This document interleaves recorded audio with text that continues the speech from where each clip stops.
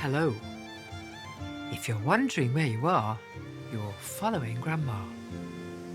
I'm here in my cottage on the east coast of Scotland. And if you've listened to some of my other podcasts, you'll know how much I love living by the sea.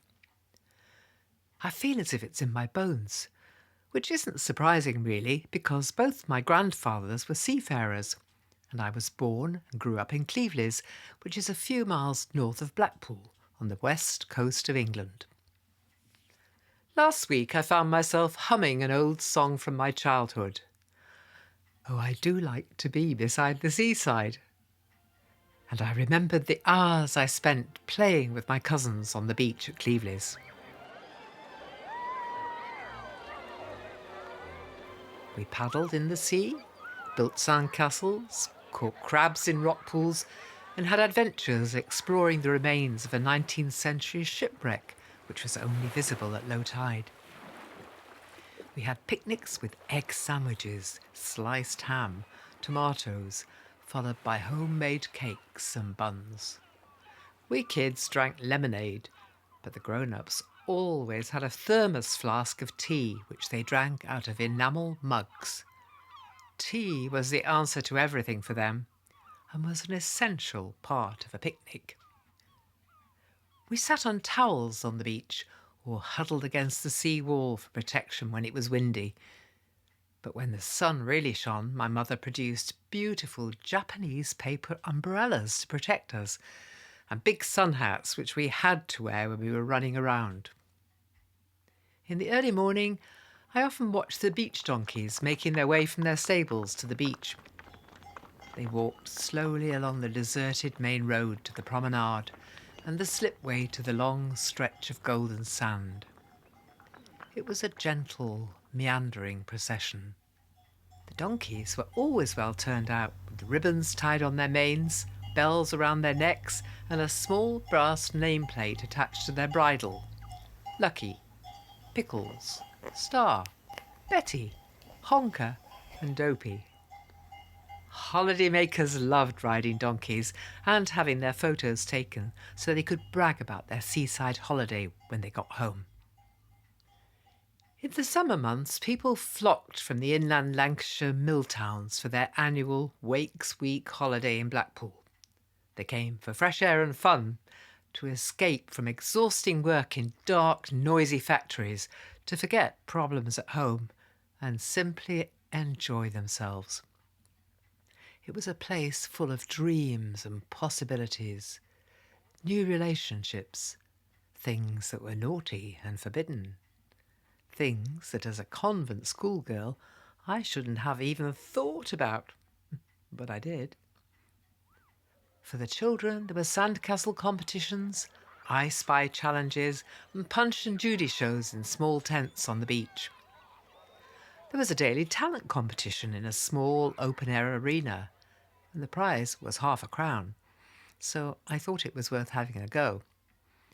I played the piano, music from My Fair Lady and The Sound of Music, and I won it several times before they realised I wasn't a visitor. I lived there, so they banned me.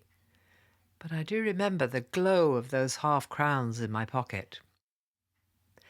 Families could simply enjoy the beach, which stretched over 7 golden miles. If you had the money, you could take a trip up Blackpool Tower, which is like a mini Eiffel Tower.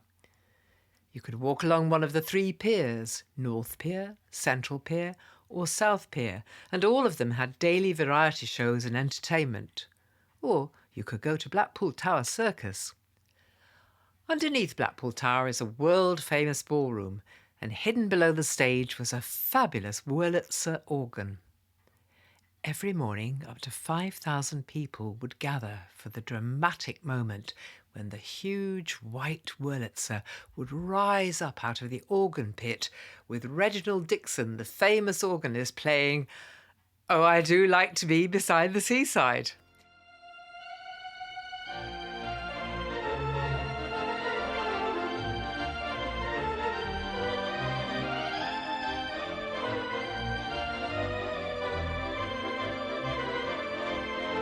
And as the organ came into sight, the whole audience would sing along. It was an exciting and spine-tingling moment. And then the dancing began. You might have seen the Tower Ballroom on BBC's Strictly Come Dancing show. It was built in 1894 and is world famous because of its sprung floor, made up of 30,602 blocks of oak, mahogany and walnut. I remember dancing there as a young girl, floating around in an amazing romantic venue. A fabulous memory. In the afternoon, holidaymakers paid to watch beauty queen competitors parading around South Shore open-air swimming pool. There was never a dull moment, and visitors appreciated and were grateful for a week away from their daily grind in the mill towns. At our family home up the coast in Cleveleys, we took in visitors.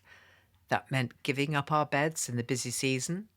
My parents would sleep on a sofa, and I can even remember spending a few nights in a tent in our garden.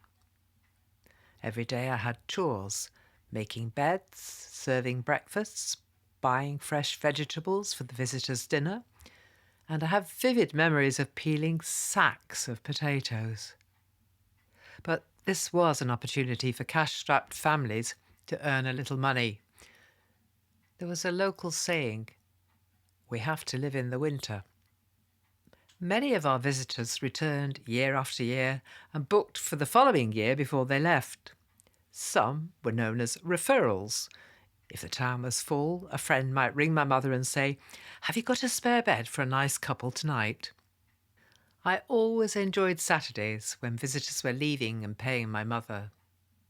They'd often look for me and slip me a sixpence and say, "Thank you for helping us to have a lovely stay." That was always a good feeling to know my work had been appreciated. Visitors never seemed to sleep in Wakes Week. They were on the go from early morning when they stoked up with enormous cooked breakfasts right through to the evening when they had a choice of spectacular variety shows at the Opera House, the Palace or the Winter Gardens. There were top-of-the-bill entertainers: Frank Sinatra, Cilla Black, the Beatles, Les Dawson, Shirley Bassey, to name but a few. There was also the alternative of a visit to the beautiful Grand Theatre, a gem of a theatre designed by Frank Matcham, where actors, including Alec Guinness, James Mason and Noel Coward, Thora Hird and Anna Neagle, provided great performances over the years. Blackpool definitely had culture hidden beneath its surface. In the late autumn, Blackpool illuminations were switched on by a celebrity in a big annual public event in the town hall square. People came from all over the world to see these spectacular miles and miles of lights. There were tableaus and scenes from books and films, seasonal themes, structures with clockwork moving parts, animations from Walt Disney cartoons, and everywhere millions and millions of lights twinkling and blinking in the dark. This was all the days before video, and people came in their thousands every night. Cars crawled bumper to bumper along the promenade, and children hung out of the windows gaping at this amazing display.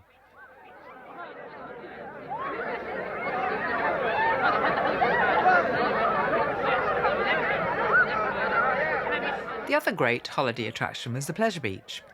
People flocked to it in their thousands. It had everything from roller coasters and ghost rides to an aptly named fun house. At the entrance, there was a huge laughing clown inside a glass case. He either terrified you or made you laugh too. I found his laughter infectious, and I loved going to the fun house because you could lose yourself for hours with huge adult slides, massive hamster wheels, balls, walkways, an array of physical challenges that all predated the gym. A whole world devoted to escapism and pleasure. I was reminded of Blackpool and Pleasureland when I fell into a pothole and broke my arm. It was on the promenade here, outside Arbroath's local Pleasureland. My friend Mary tried to save me and fell on top of me, which resulted in an interesting geriatric rugby scrum. As I slowly picked myself up, it was obvious I needed medical treatment, and I became aware of a young man offering help. He explained he'd been dropping his wife and little boy off for a birthday party at Pleasureland when he saw me fall. It was a day of ambulance shortages, and he offered to drive us to the local hospital. I was still in shock, and I noticed only one thing about him. He was wearing a woolly hat. I gingerly got into the passenger seat.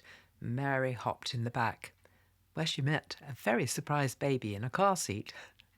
Mary tells me she reassuringly held the baby's hand, and we headed for the hospital, where the dad in the woolly hat dropped us off and headed back to the party and to explain to his wife why he'd taken so long to park the car and bring the baby in. I never got a chance to take his name. I've mentioned in my podcasts how important I believe it is to appreciate other people's kindness and to express our gratitude. So, once I'd recovered, I thought about the young dad in the woolly hat, and I wondered if I could find him and say thank you. I decided to do a little sleuthing and go back to Pleasureland, go inside the fairground itself. The sounds of the rides, the clunks and clicks of machines, the music, the laughter, the sight of the slot machines, the whole atmosphere of escapism took me back to my childhood by the sea in Blackpool. I was on a mission to find my hero, the young dad, and say thank you. This had a good feeling about it. I was in a role I knew well as a television researcher. I'd often found people and done things like this many times over the years. Suffice to say, Todd, the manager of Pleasureland in Arbroath, was amazingly helpful, and once he knew the story, he went back through the records and found the booking for the birthday party. He then contacted the family on my behalf, and later that day I found myself speaking to Anton, the man who had taken me to hospital. His first question was, "How are you?" He'd been really concerned, and 3 months after the accident he was delighted to hear the news of my steady recovery, and he was impressed to hear how I'd found him. I asked about his little boy and the party, and it seemed to have been a great success. So it seemed appropriate that a return visit to Pleasureland for the family should be organised. His reaction was, "Just having your thank you phone call is more than enough." It brought home to me yet again how those two simple words, thank you, are so important and really do affect people. There is a little more to add to this story, because when I went back to buy the Pleasureland tickets for the family, the guys who run the dodgems and the rides recognised me and were interested to hear how I was getting on with my recovery. It was nice to be asked. Then, as Todd handed over the tickets, he smiled and said, "We love this story, and Pleasureland want to give you the tickets for the family." I could see his team smiling positively in the background. That was quite a moment. Simply saying thank you had affected more people than Anton, my hero in a woolly hat. When I was growing up in Blackpool, if something gave you a feel-good factor, we had a phrase. It warms the cockles of your heart. If you can warm the cockles of someone's heart this week, why don't you give it a try? Keep following Grandma.